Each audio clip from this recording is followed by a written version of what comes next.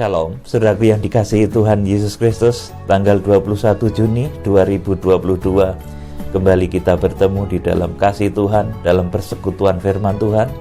Saat ini saya akan menyampaikan mengenai tema kegerakan kitab Wahyu ini akan membawa saudara kepada keselamatan tubuh, tidak hanya kepada keselamatan jiwamu, tetapi badanmu itu akan dibawa Tuhan selamat hidup sampai Tuhan Yesus Kristus datang. Saudaraku, inilah dahsyatnya dan bedanya kegerakan kitab Wahyu dengan kegerakan hujan awal atau masa menabur yang dilakukan oleh para rasul, para murid, kemudian di gereja zaman pertengahan. Itu semuanya masa menabur, saudaraku. Apabila penginjilan dari amanat agung Tuhan Yesus ini yang termaktub di dalam Injil Matius pasal 28 ayat 16 sampai 20, ini adalah menjadikan semua bangsa itu murid Yesus, saudaraku. Murid atau orang yang selamat atau jiwa-jiwa yang selamat ini tidak peduli ada yang mati, ada yang tidak, saudaraku. Yang di akhir zaman yang menjadi mempelai tentunya tidak, saudaraku. Tetapi saudaraku, yang penting dari proses menjadikan semua bangsa itu murid Tuhan itu adalah terima Tuhan Yesus. Mati ataupun tidak itu urusan nanti, yang penting jiwanya selamat dan masuk surga. Itu proses menjadikan semua bangsa murid Tuhan Yesus, amanat agung di dalam Matius pasal 28 ayat 16 sampai 20. Tetapi dalam kegerakan kitab Wahyu, saudara, ini akan dibawa, badanmu yang fana ini, saudaraku, akan dibawa oleh Tuhan selamat hidup sampai dengan Tuhan Yesus Kristus datang. Seperti Rasul Paulus katakan, aku menyatakan kepadamu satu rahasia, kita tidak akan mati semuanya, tetapi kita akan diubahkan dalam waktu sekejap mata ketika nafiri berbunyi. Sebab nafiri akan berbunyi, orang-orang mati akan dibangkitkan, dan kita yang masih tinggal akan diubahkan di dalam tubuh yang tidak bisa binasa. Itu 1 Korintus 15, 51 dan selanjutnya, kurang lebih seperti itu ya. Saya tidak membaca. Saudaraku yang dikasihi Tuhan, jadi amanat penginjilan, saudaraku, amanat agung Tuhan Yesus Kristus yang termaktub di dalam Matius pasal 12 ayat 16 sampai 20 itu adalah menjadikan semua bangsa muridnya, menjadikan semua bangsa percaya kepada Tuhan Yesus, percaya, bertobat dan dibaptis. Saudaraku, sudah itu, saudaraku. Percaya, bertobat, dibaptis. Tidak peduli apakah orang itu nanti badannya akan mati atau tidak. Saudaraku, tidak peduli akan itu. Yang penting percaya Tuhan Yesus, kemudian mati, kemudian bangkit dan selamat masuk surga. Itu misi dari apa yang dituliskan di dalam Matius pasal 28 ayat yang ke-16 sampai yang ke-20. Kita akan baca sekarang, saudaraku. Ini amanat agung Tuhan Yesus Kristus yang sering didengung-dengungkan oleh para hamba Tuhan. Dan nanti saudara akan ketahui bedanya di dalam kegerakan kitab Wahyu itu apa. Kalau kegerakan kitab Wahyu itu membawa badanmu, jiwamu, dan rohmu itu selamat. Selamat sampai Tuhan Yesus Kristus datang. Jadi tidak sekedar jiwamu, saudaraku, tetapi badanmu itu yang sakit-sakitan, yang ada banyak kelemahan tubuh, itu akan diperbaiki oleh Tuhan sampai nanti saudara hidup sampai Tuhan Yesus Kristus datang. Sampai saat harpazo, Wahyu pasal 12 ayat yang kelima. Sampai juga ketika perjamuan malam kawin anak domba, Wahyu pasal 19 ayat 6 sampai 9 itu. Saudaraku, inilah dasarnya kegerakan kitab Wahyu. Ini tidak hanya membawa jiwamu selamat, tetapi badanmu juga selamat, tidak mati sampai Tuhan Yesus Kristus datang. Inilah dasarnya kegerakan kitab Wahyu. Sekarang ayo kita baca dulu amanat penginjilan, amanat menabur yang disampaikan oleh Tuhan Yesus Kristus dalam Matius pasal 28 ayat 16 sampai 20.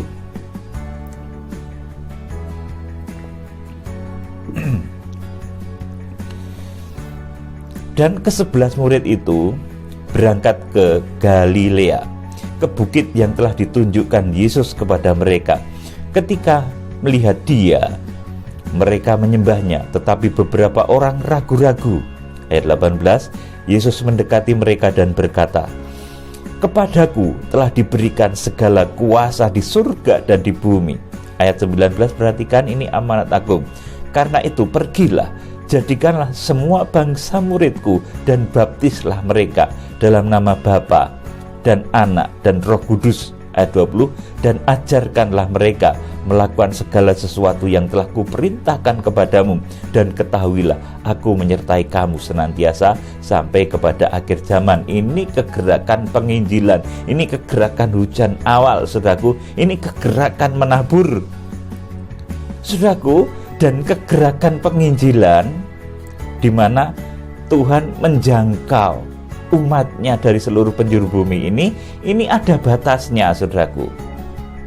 Nah, ini dulu belum diterangkan secara detail oleh Tuhan Yesus Kristus, tetapi itu merupakan satu rahasia yang akan disingkapkan di akhir zaman. Rasul Paulus kemudian menuliskan dalam Roma pasal 11 ayat 25, batasan penginjilan itu sampai kapan, saudaraku? Ini ada waktunya, saudaraku. Menurut Roma pasal 11 ayat yang ke-25, ini gerakan penginjilan menjadikan semua bangsa itu murid Tuhan, menjadikan semua bangsa itu percaya kepada Tuhan. Ini ada batasnya juga, yaitu sampai genap jumlah bilangan orang-orang yang diselamatkan.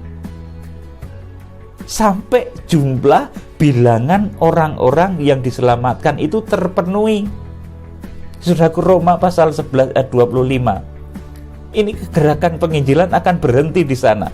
Dan kalau sudah kegerakan penginjilan ini, saudaraku, berhenti, akan berubah menjadi kegerakan penuaian, menjadi kegerakan kitab Wahyu. Karena, saudaraku, bilangan tubuh Kristus itu sudah penuh. Saudaraku, ayo kita akan baca Roma pasal 11 ayat 25. Ketika gerakan penginjilan ini ada batasnya, yaitu sampai genap jumlah bilangan orang-orang yang diselamatkan itu terpenuhi. Roma 11 ayat 25. Ini dulu memang belum dikatakan Tuhan Yesus, tetapi oleh kuasa Roh Kudus disingkap oleh Rasul Paulus. "Sebab saudara-saudara, supaya kamu jangan menganggap dirimu pandai, aku mau agar kamu mengetahui rahasia ini. Sebagian dari Israel telah menjadi tegar, sampai jumlah yang penuh dari bangsa-bangsa lain telah masuk." Amin. Saudaraku, sampai dengan genapnya jumlah bangsa-bangsa lain menjadi murid Yesus, menjadi orang percaya, maka penginjilan kemudian akan berubah menjadi satu kegerakan internal yang dahsyat, karena jumlah bilangan tubuh Kristus sudah genap, saudaraku. Maka kemudian akan berubah menjadi kegerakan internal yang sangat dahsyat, namanya kegerakan penuaian. Saudaraku, penginjilan ini ibarat saat menabur, dan penuaian ini adalah, saudaraku, terjadi di akhir zaman menurut Matius pasal yang ke-13 ayat yang ke-39. Yuk kita akan baca Matius pasal 13 ayat yang ke-39. "Musuh yang menaburkan benih lalang ialah iblis. Waktu menuai ialah akhir zaman, dan para penuai itu malaikat." Amin. Saudaraku, jadi saudaraku yang dikasih Tuhan, gerakan penginjilan itu ibarat gerakan menabur, saudaraku. Dan saudaraku, masa untuk menabur, masa untuk menjadikan bangsa-bangsa itu orang percaya, itu ada waktu tertentu sampai jumlah bilangan yang ditetapkan Tuhan menurut Roma pasal 11 ayat 25 itu genap. Kalau itu sudah genap, kemudian orang tetap menginjil, saudaraku, maka orang akan menjumpai kenyataan-kenyataan yang begitu tragis. Makanya kalau saudara melihat blokade-blokade yang keras terhadap penginjilan seolah-olah menghadapi satu hambatan yang begitu serius, bahkan seolah-olah memang tertutup, karena memang, saudaraku, suatu ketika ini kegerakan penginjilan ini akan berubah menjadi satu kegerakan internal membangun tubuh Kristus yang namanya kegerakan penuaian, kegerakan hujan akhir. Saudaraku, waktu menuai ini adalah akhir zaman, saudara. Dan kegerakan penuaian ini adalah kegerakan kitab Wahyu yang tidak hanya membawa jiwa saudara selamat. Kalau penginjilan tadi, saudaraku, itu pokoknya membawa jiwa saudara itu selamat, entah saudara itu hidup atau mati. Saudaraku, yang penting percaya Tuhan Yesus, hidup baik-baik saja, berbuat baik, berbuat kudus, kemudian kalau sudah sakit bisa meninggal, kemudian kalau sesudah meninggal nanti akan dibangkitkan, kemudian selamat dan mewarisi kerajaan surga. Itu tujuan dari penginjilan. Tetapi tujuan dari kegerakan kitab Wahyu itu membawa badanmu loh saudaraku, badanmu, tubuhmu, jiwamu dan rohmu itu selamat sampai Tuhan Yesus Kristus datang. Betapa dahsyatnya kegerakan ini. Makanya kegerakan kitab Wahyu ini, saudaraku, saya gambarkan juga ini seperti gambaran ketika bangsa Israel dipimpin oleh Musa itu untuk mencapai tanah perjanjian, saudaraku. Memang di sana nanti banyak orang yang berguguran juga di dalam mengiring Musa, saudaraku. Tetapi nanti akan ada Kaleb dan Yosua yang berhasil mencapai negeri perjanjian itu bersama dengan orang-orang yang dipimpinnya. Di akhir zaman pun demikian. Dalam kegerakan kitab Wahyu ini ada orang-orang yang berguguran di tengah-tengahnya. Ibaratnya gitu di padang gurun, saudaraku. Tetapi nanti akan ada yang berhasil mencapai garis akhir kekristenan. Dan saya berdoa ini generasi kita, generasi pemenang akhir zaman. Itu adalah generasi yang membawa jemaat-jemaat itu benar-benar hidup. Tubuhnya, jiwanya, rohnya itu selamat, saudaraku. Selama ini kan saudara ngerti, yang saudara pahami itu, ayo kita menangkan jiwa-jiwa sebanyak-banyaknya bagi Tuhan. Ya itu benar, saudaraku. Itu bagus, saudaraku. Penginjilan, ayo kita baptis sebanyak-banyak orang mungkin, saudaraku. Adakan kegerakan untuk menjangkau jiwa-jiwa, saudaraku. Tapi dalam kegerakan kitab Wahyu itu tubuhmu itu juga akan diselamatkan Tuhan, saudaraku. Badanmu ini akan dikekalkan oleh Tuhan lewat satu kegerakan yang namanya kegerakan kitab Wahyu, lewat manajemen tubuh sebagai bait suci Allah. Sudah akan dibentuk, dididik sampai nanti akhirnya sudah bisa harpazo ketika Wahyu pasal 12 ayat yang kelima itu digenapi, atau paling tidak sudah diungsikan Theogo Wahyu pasal 12 ayat yang ke-6 dan ayat yang ke-14 itu digenapi. Saudara, kita akan baca pelaksanaan penuaian itu di akhir zaman. Wahyu pasal 14 ayat yang ke-14 sampai ke-20. Yang pertama ini, yang orang-orang yang kudus itu dituai untuk diselamatkan dan hidup kekal. Kemudian yang kedua ada dua bagian di dalam Wahyu pasal 14 ini. Orang-orang yang jahat, orang-orang yang melakukan kejahatan nanti akan dicampakkan ke dalam satu hukuman yang luar biasa. Kita akan baca Wahyu pasal 14 ayat 14 sampai 20. Wahyu pasal 14 ayat 14 sampai 16 dulu. Ini orang-orang yang benar yang nanti akan hidup, saudaraku. Dan aku melihat sesungguhnya ada suatu awan putih, dan di atas awan itu duduk seorang seperti anak manusia dengan sebuah mahkota emas di atas kepalanya dan sebilah sabit tajam di tangannya. Maka keluarlah seorang malaikat lain dari bait suci, dan ia berseru dengan suara nyaring kepada dia yang duduk di atas awan itu. Saudaraku, nah saudara ingat toh, ini orang yang harpazo, ini mereka bekerja, saudaraku. Bekerja melakukan sesuatu yang luar biasa, saudaraku. Kemudian ayat yang selanjutnya, ayunkanlah sabitmu itu dan tuailah, karena sudah tiba saatnya untuk menuai, sebab tuaian di bumi sudah masak. Dan ia yang duduk di atas awan itu mengayunkan sabitnya ke atas bumi, dan bumi pun dituailah. Ini tuaian yang bagus, saudaraku, orang-orang yang diselamatkan. Kemudian tuaian dari ilalang yang ternubuat tadi dari Matius pasal yang ke-13 tentang benih gandum dan ilalang. Ini benih gandumnya ya, yang dituai pertama dalam Wahyu pasal 14 ayat 14 sampai 16 ini benih gandum. Kemudian benih ilalangnya ini akan dipisahkan, saudaraku.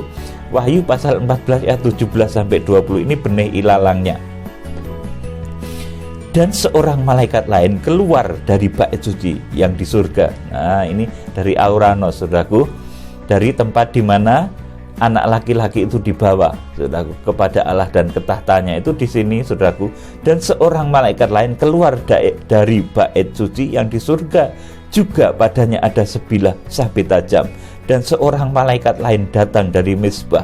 Ia berkuasa atas api, dan ia berseru dengan suara nyaring kepada malaikat yang memegang sabit tajam itu, katanya, ayunkanlah sabitmu yang tajam itu, dan potonglah buah-buah pohon anggur di bumi, karena buahnya sudah masak. Lalu malaikat itu mengayunkan sabitnya ke atas bumi, dan memotong buah pohon anggur di bumi, dan melemparkannya ke dalam kilangan besar, yaitu murka Allah. Nah, yang ilalang ini akan masuk ke dalam murka Allah.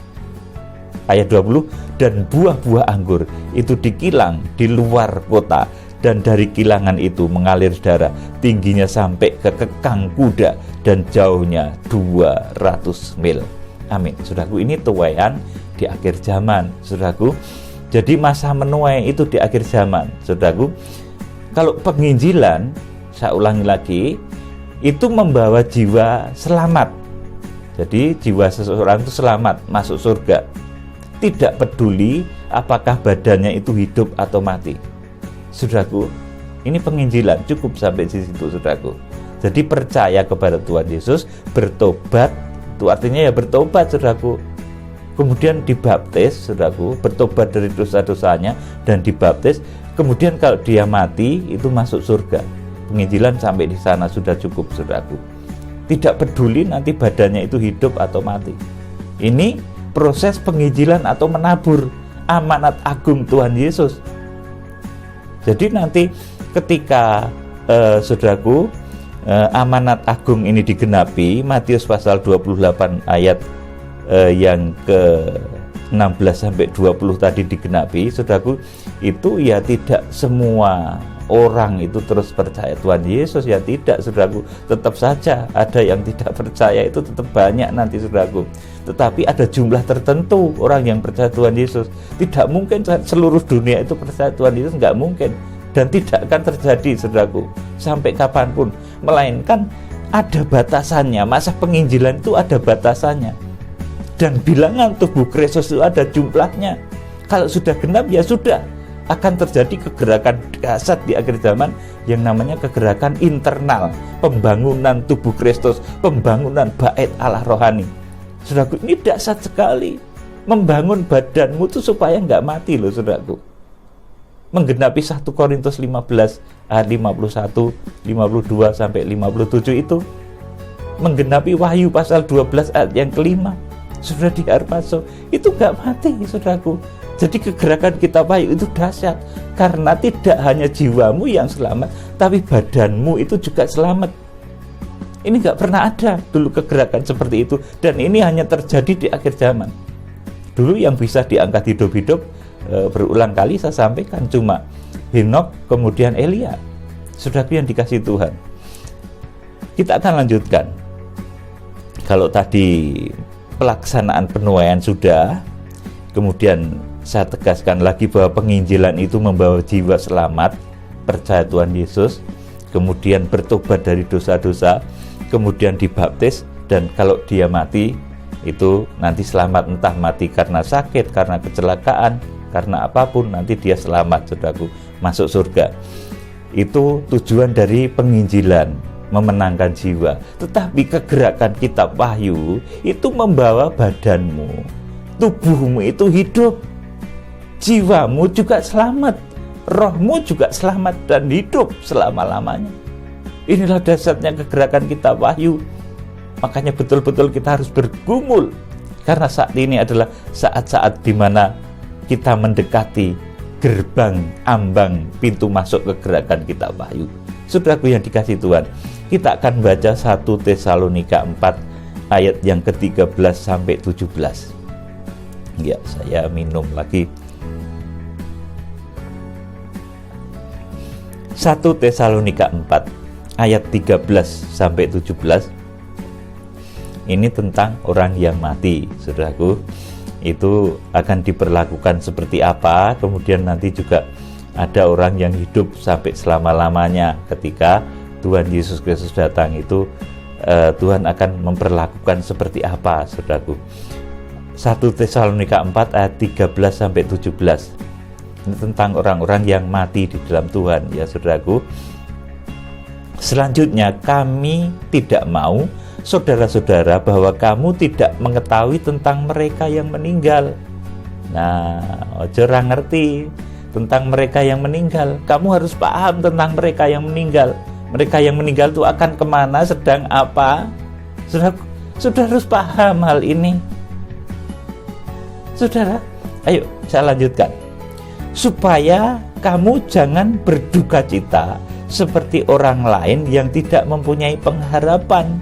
Karena jikalau kita percaya bahwa Yesus telah mati dan telah bangkit, maka kita percaya juga bahwa mereka yang meninggal dalam Yesus akan dikumpulkan Allah bersama-sama dengan Dia, bersama-sama dengan Yesus maksudnya.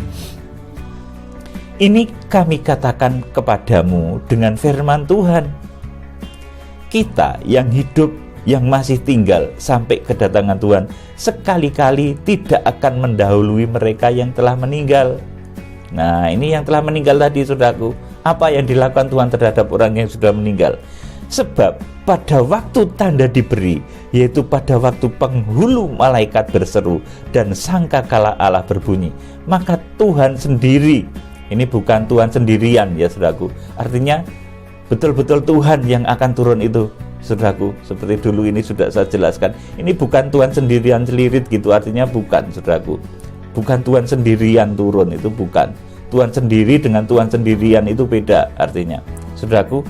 Di dalam bahasa aslinya itu, saudaraku, ditulis Tuhan turun, cuma Tuhan turun seperti itu kalau saudara melihat bahasa aslinya. Maka Tuhan turun dari surga dan mereka yang mati dalam Kristus akan lebih dahulu bangkit. Saudaraku, jadi orang-orang yang mati di dalam Tuhan itu akan bangkit. Tadi dikatakan, selanjutnya kami tidak mau, saudara-saudara, bahwa kamu tidak mengetahui tentang mereka yang meninggal. Tentang mereka yang meninggal itu jangan sampai kamu nggak ngerti. Mereka itu nanti ketika Tuhan Yesus Kristus datang itu akan dibangkitkan, akan terlebih dahulu bangkit. Jadi kebangkitan orang-orang kudus, saudaraku, sejak awal zaman hingga akhir zaman itu terjadi menunggu kedatangan Tuhan Yesus pada akhir zaman. Daniel pun disuruh oleh Tuhan supaya kamu boleh beristirahat untuk dibangkitkan di akhir zaman untuk menerima upahmu. Daniel pasal 12 ayat yang terakhir seperti itu, ditulis seperti itu. Saudaraku, jadi saudara-saudara, jangan sampai kamu tidak tahu bahwa mereka yang sudah meninggal itu nanti akan dibangkitkan ketika nafiri berbunyi, sangkakala terakhir ditiup, saudaraku, oleh salah satu guru, saudaraku, oleh salah satu tokoh akhir zaman yang harpazo itu, saudaraku yang dikasihi Tuhan. Sebab pada waktu tanda diberi, yaitu pada waktu penghulu malaikat berseru dan sangkakala Allah berbunyi, maka Tuhan sendiri akan turun dari surga dan mereka yang mati di dalam Kristus akan lebih dahulu bangkit. Sesudah itu kita yang hidup, yang masih tinggal akan diangkat bersama-sama dengan mereka dalam awan menyongsong Tuhan di angkasa. Demikianlah kita akan selama-lamanya bersama-sama dengan Tuhan. Amin, saudaraku. Nah ini, jadi saudaraku, ini menerangkan tentang orang-orang yang meninggal, saudaraku, dari hasil penginjilan, saudaraku, yang dilakukan oleh orang-orang kudus sejak para rasul hingga, saudaraku, nanti kegerakan kitab Wahyu ini digenapi, saudaraku. Jadi orang-orang yang meninggal sejak zaman para rasul hingga kitab Wahyu ini digenapi, saudaraku, hingga kita masuk dalam kegerakan kitab Wahyu, itu nanti mereka yang mati di dalam Tuhan itu akan dibangkitkan, saudaraku. Bangkitkannya itu bareng, saudaraku, bareng ketika Tuhan Yesus datang. Daniel juga di sana. Saudaraku yang dikasihi Tuhan, kita juga akan membaca bahwa saudara itu yang masuk di dalam kegerakan Kitab Wahyu ini, saudaraku, diprogram oleh Tuhan itu untuk hidup baik badanmu, jiwamu, dan rohmu itu selamat sampai Tuhan Yesus Kristus datang. 1 Tesalonika 5, 23 sampai 24, 21 dan selanjutnya. 1 Tesalonika 5 ayat 21. Ujilah segala sesuatu dan peganglah yang baik. Pertama, ini ujilah segala sesuatu. Ilham roh, nubuatan itu ujilah. Peganglah yang baik. Saudaraku, ini jelas-jelas dikatakan seperti itu. Peganglah yang baik. Segala sesuatu yang kurang tepat ya jangan kita pegang. Saudara, tetapi sesuatu yang benar harus kita pegang. Kemudian ayat yang ke-22, jauhkanlah dirimu dari segala jenis kejahatan. Ini bagi orang-orang yang mau hidup selamanya tadi, yang tubuhnya pun selamat sampai Tuhan Yesus Kristus datang. Ayat yang ke-23, semoga Allah damai sejahtera menguduskan kamu seluruhnya, dan semoga roh, jiwa, dan tubuhmu terpelihara sempurna dengan tak bercacat pada kedatangan Yesus Kristus Tuhan kita. Amin. Saudaraku, jadi roh kita, jiwa kita, dan tubuh kita bagi orang-orang yang masuk dalam kegerakan Kitab Wahyu ini akan dibawa oleh Tuhan itu hidup sampai Tuhan Yesus Kristus datang. Artinya hidup selamanya, saudaraku. Ini hanya terjadi di akhir zaman, saudaraku. Hanya terjadi dalam kegerakan Kitab Wahyu. Hanya terjadi dalam kegerakan hujan akhir. Kalau dahulu, saudaraku, ketika masa penginjilan, ketika masa menabur itu, saudaraku, targetnya adalah menyelamatkan jiwa-jiwa. Jiwa-jiwa selamat. Tidak peduli apakah dia hidup atau mati badannya.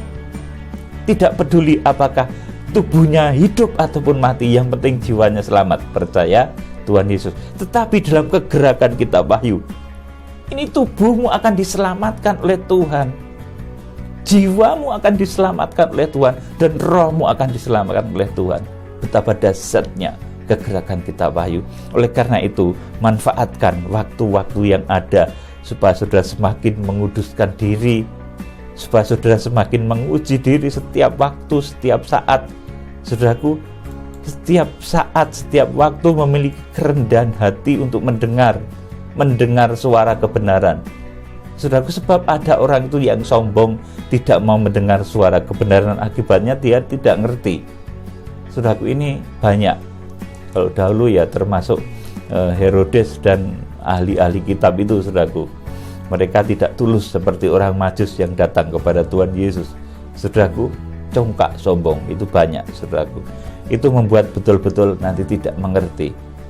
Dan ketika kegerakan Kitab Wahyu ini terjadi, saudaraku, saudara, saya harap nanti bisa menjadi pelaksana dari kegerakan Kitab Wahyu. Tidak hanya sebagai penggembira. Kalau sebagai penggembira itu, saudaraku, wah, seolah-olah kalau dengar akhir zaman itu semangat, berkobar-kobar, tapi perbuatannya tidak bisa mengimbangi. Dia masih jahat, dia masih berbuat jahat, kotor, najis, saudaraku. Tapi seolah-olah kalau mendengar pemberitaan tentang akhir zaman itu semangat, menggebu-gebu. Ngomongnya itu akhir zaman. Tetapi, saudaraku, ketika marah sedikit, ucapan mulutnya sudah kotor, sudah menghujat, sudah mencaci. Saudaraku, itu ciri-ciri penggembira. Penggembira itu ya selamat, tapi nanti bagiannya itu di pelataran, saudaraku. Saudaraku, jadi seperti itu kiranya Tuhan Yesus Kristus, pemimpin besar kegerakan Kitab Wahyu, imam besar agung kita, Yesus Kristus, memberkati saudara. Haleluya. Amin.